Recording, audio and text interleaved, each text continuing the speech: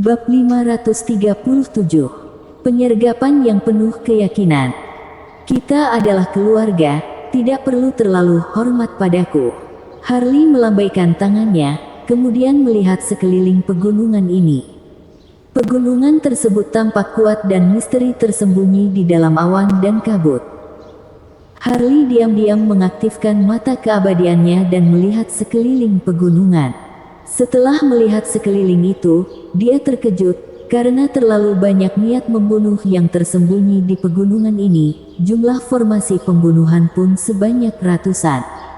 Selain itu, dia juga merasakan beberapa senjata spiritual yang kuat dan bersembunyi di kehampaan. Pada saat ini, Master Sekte Yan Huang sudah berada pada tempatnya dan hanya menunggu masuknya prajurit Istana Haus Darah dan Sekte Xuan Huang. Kemudian Sekte Yan Huang akan mengaktifkan formasi batasan wilayah dan menjebak mereka di dalam ini. Setelah itu, ratusan formasi pembunuhan akan menunjukkan kekuatan besar mereka. Ayo beraksi masing-masing. Harley menjadi orang pertama memasuki kehampaan. Jelvin, Cantika, leluhur keluarga Su dan Samuel juga pergi ke tempat persembunyian masing-masing sesuai rencana yang diatur. Segera, orang banyak itu menghilang dan semua aura disembunyikan. Gunung Xuanlong juga jatuh dalam keheningan. Tidak ada yang berbicara dan bersembunyi dalam kegelapan. Mereka hanya menunggu kedatangan prajurit Istana Haus Darah dan Sekte Xuan Huang. Seiring berlalunya waktu, bintang Harley mulai menghilang. Dalam kehampaan, Harley duduk di lantai dengan tangannya memegang cambuk dewa. Dari waktu ke waktu, ia juga mengeluarkan napasnya ke atas, kemudian menyekannya dengan lengan baju hingga mengkilap dan berkilau, lalu melihat ke satu arah. Matanya segera menyipit dan menatap ke arah itu.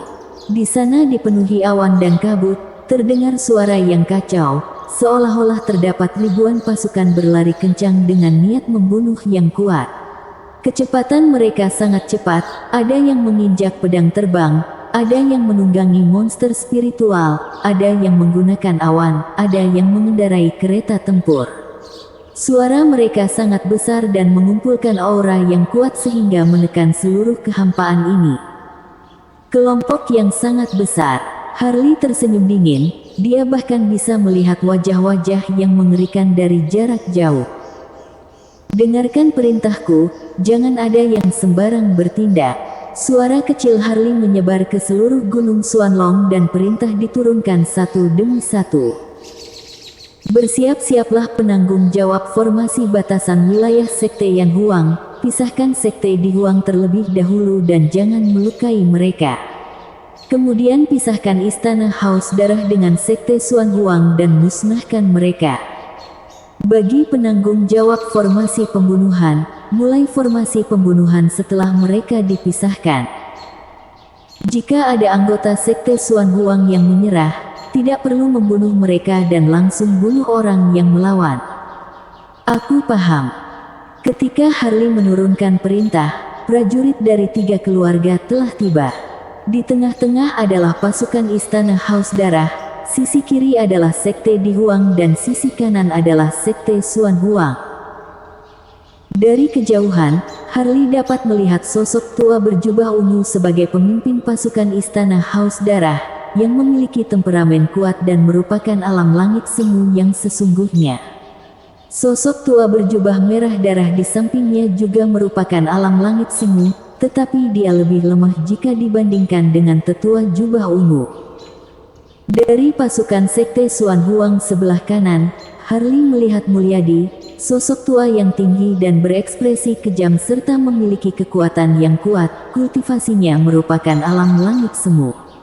Seorang pemuda berjubah putih juga berdiri di sampingnya, yang menggerakkan kipas dengan pelan dan juga merupakan alam langit semu yang sesungguhnya. Dengan demikian, Istana Haus Darah memiliki 2 sosok alam langit semu, Sekte Xuan Huang memiliki 2 sosok alam langit semu, ditambah dengan 1 alam langit semu dari Sekte Di Huang. Maka totalnya adalah 5 sosok alam langit semu. Kelompok mereka sangat besar, seolah-olah ingin melahap seluruh sekte Yan Huang sekaligus. Namun, Istana Haus Darah dan Sekte Xuan Huang tidak tahu bahwa pasukan Sekte Di Huang bukan milik mereka. Yang berarti, mereka hanya memiliki 4 sosok alam langit semu. Dibandingkan dengan mereka, Sekte Yan Huang memiliki 5 sosok alam langit semu, yaitu Jelvin, Samuel, Cantika, leluhur keluarga Su, ditambah dengan Liko dari Sekte Di Huang. Ini masih belum termasuk Harley yang identitasnya tidak pasti. Yang terpenting adalah Sekte Yan Huang sudah mengenal diri dan musuh. Mereka telah membentuk penyergapan yang mengerikan sejak awal. Memiliki banyak formasi pembunuhan sangat mengerikan. Jika mereka bekerja sama, alam langit semu pun tidak bisa mengalahkannya. Cepatlah, Liko dari Sekte Di Huang berpura-pura tidak senang. Ia membawa Master Sekte Di Huang dan bergegas paling depan. Mereka segera memiliki jarak yang jauh dari pasukan Istana Haus Darah dan Sekte Di Huang. Melihat kondisi itu, Tetua Jubah Ungu dari Istana Haus Darah saling bertatapan dengan Mulyadi dari Sekte Xuan Huang. Mereka juga tersenyum dan berkata, karena Sekte Di Huang suka menjadi pemimpin, kita akan lebih santai. Saat berbicara, pasukan Istana Haus Darah telah memasuki Gunung Xuanlong. Ketua, apakah kamu menyadari sesuatu yang salah? Seorang sosok tua berjubah hitam dari Istana Haus Darah menatap Tetua Jubah Ungu si pemimpin itu, kemudian berkata, keheningan di Gunung Xuanlong ini sangat tidak wajar. Tetua Jubah Ungu, si pemimpin Istana Haus Darah mengerutkan kening, kemudian melihat ke sekeliling dan semakin menyipitkan matanya. Dia berkata, ini memang terasa sedikit aneh. Aku juga memiliki firasat buruk. Di samping itu, Mulyadi, Master Suci Sekte Xuan Huang juga mengerutkan kening. Tidak mungkin, anggota Sekte Di Huang segera melalui Gunung Xuanlong, ayo ikuti mereka. Salah. Tetua Jubah Ungu, si pemimpin Istana Haus Darah semakin menyipitkan mata dan berkata, perasaan ini membuat aku merasa aneh. Segera, dia tiba-tiba berhenti dan berteriak, mundur, keluar dari Gunung Xuanlong. Mundur. Suara tawa dingin Harley terdengar dari kehampaan. Dia berkata, sudah terlambat. Mendengar ucapannya, ekspresi Tetua Jubah Ungu dan Mulyadi seketika berubah. Mereka ingin melarikan diri, tetapi sudah terlambat. Brak, brak, brak. Segera, 9 berkas cahaya kokoh langsung menembus awan dan bumi, kemudian seketika menyatu menjadi 2 formasi batasan wilayah. Pasukan Istana Haus Darah dan Sekte Xuan Huang yang baru saja merespon langsung dipisahkan dan kedua klan itu terperangkap. Sialan, ada penyergapan. Sosok tua berjubah ungu Istana Haus Darah berteriak marah, ayo bergegas keluar. Di sisi lain, ekspresi Mulyadi juga sangat buruk. Ia berteriak, hancurkan formasi batasan wilayah. Namun, begitu kedua orang itu selesai berbicara, badai tiba-tiba terjadi di dunia dan niat membunuh yang mengerikan dan menakutkan seketika meledak, yang dingin dan mematikan. Setelah itu, setuap gunung dari pegunungan Xuanlong memancarkan cahaya ilahi yang mempesona. Setiap kehampaan membentuk peta formasi yang mengerikan. Formasi pembunuhan dan peta formasi menghidupkan kembali kekuatan yang kuat pada saat yang sama. Kekuatan kedua hal itu menyatu dan bersifat menghancurkan. Malam yang gelap seketika menjadi menyilaukan dan bunga ilahi dengan berbagai warna menjadi sangat indah. Bunuh. Seiring dengan terdengarnya suara yang dingin, Master Sekte Yan Huang bergegas keluar. Dari arah timur, Master keluarga Su menjadi orang pertama yang keluar.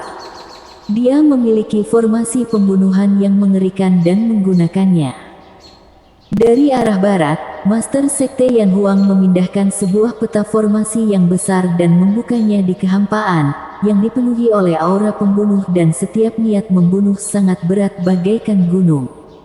Di dalamnya terdapat naga biru menari dengan Phoenix, guntur dan bara api meledak, cahaya pisau, formasi pedang, lautan darah tercampur. Mereka menelan esensi langit dan bumi serta memancarkan kekuatan tak terkalahkan. Dari arah utara, Master Sekte Ren Huang bekerja sama mengaktifkan sebuah lentera teratai. Dengan memancarkan cahaya ilahi yang tak tertandingi, ukurannya seketika menjadi besar. Untaian cahaya perak yang mengalir itu bergabung membentuk lautan dan menelan satu persatu nyawa yang ia lalui. Puff, puff, puff. Begitu pertarungan dimulai, pasukan Istana Haus Darah langsung diserang hingga kalah. Awalnya, mereka memang datang dengan tiba-tiba dan seluruh tentara gagal. Manusia perkelompok segera meldeka menjadi bunga darah yang indah. Semua master alam Kong Ming tidak boleh terhindar. Serang arah selatan. Tetua jubah ungu Istana Haus Darah itu berteriak marah, karena dia melihat bahwa adanya prajurit yang datang dari arah timur, barat dan utara, dan hanya arah selatan yang tidak ditutupi. Dia melihatnya dengan sangat jelas. Serang arah selatan. Sekte Xuan Huang juga berteriak marah, kemudian berlari ke arah selatan. Namun, begitu mereka beraksi, Master Sekte Di Huang yang sebelumnya bergegas paking depan itu bersama-sama mengaktifkan tungku tembaga di bawah pimpinan Liko. Mereka kembali dengan perkasa dan langsung menyerang kedua klan itu sampai tidak bisa melawan. Kamu, melihat kondisi itu, ekspresi tetua jubah ungu dan Mulyadi seketika berubah. Bersambung.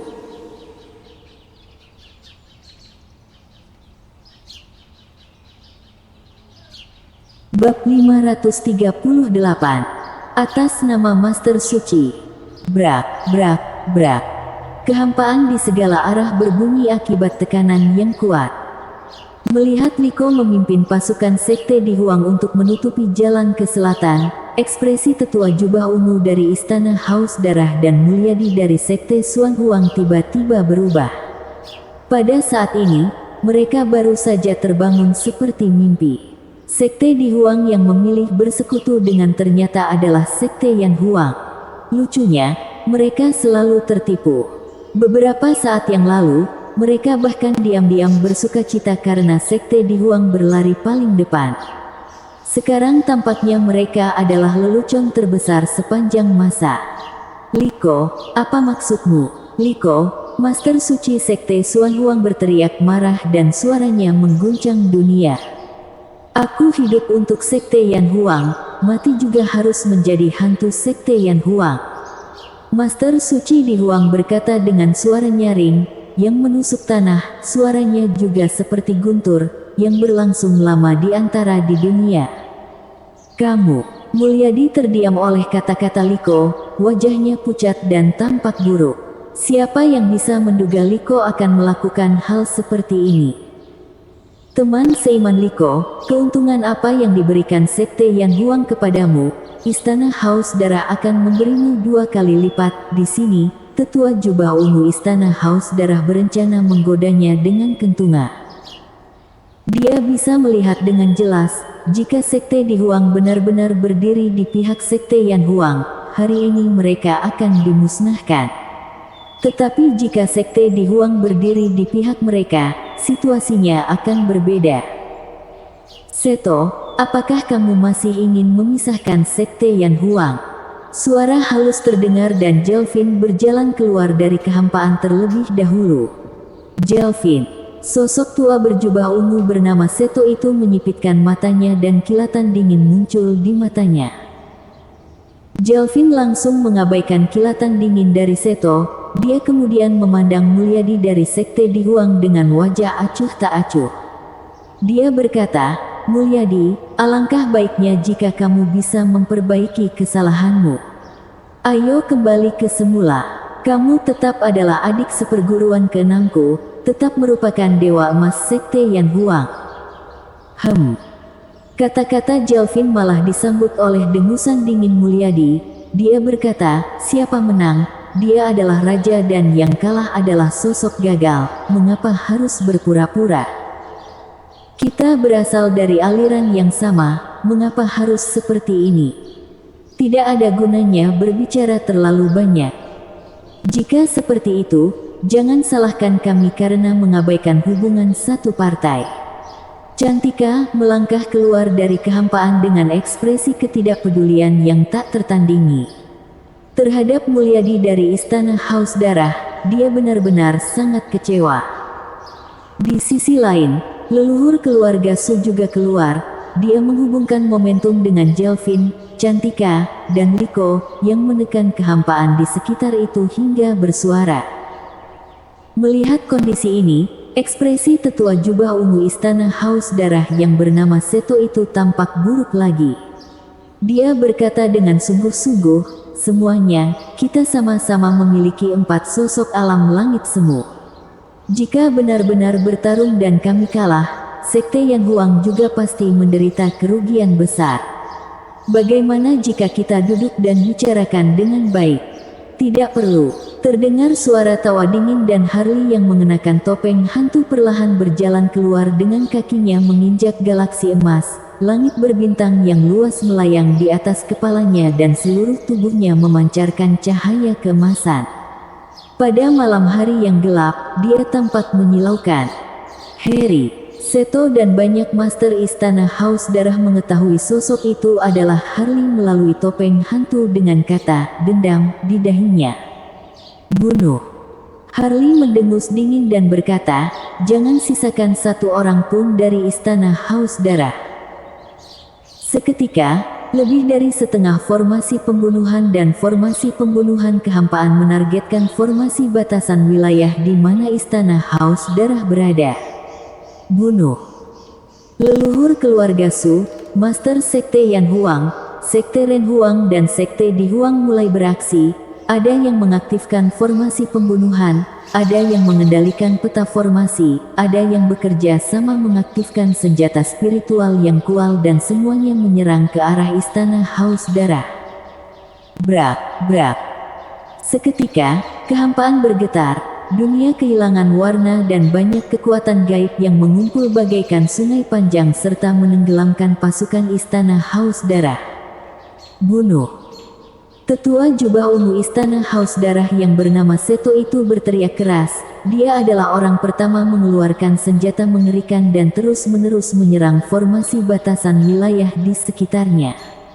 Pada saat ini, mereka terperangkap di dalam formasi batasan wilayah yang hanya bisa menanggung serangan.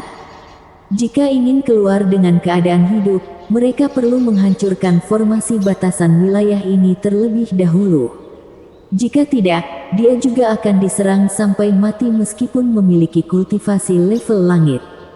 Puff, puff. Pasukan-pasukan Istana Haus Darah berubah menjadi kabut darah. Mereka tidak hanya ingin menyerang formasi batasan wilayah, melainkan juga harus menahan serangan dari sekitar. Begitu maju, mereka akan mengalami kerugian besar. Harley langsung mengabaikan hal-hal itu. Dia melihat Mulyadi Sekte Di Huang dan berkata, dengan identitas Master Suci Sekte Yan Huang, aku akan memberi kesempatan terakhir kali kepadamu. Jika kamu menyerah, kamu akan hidup. Jika melawan, kamu pasti mati.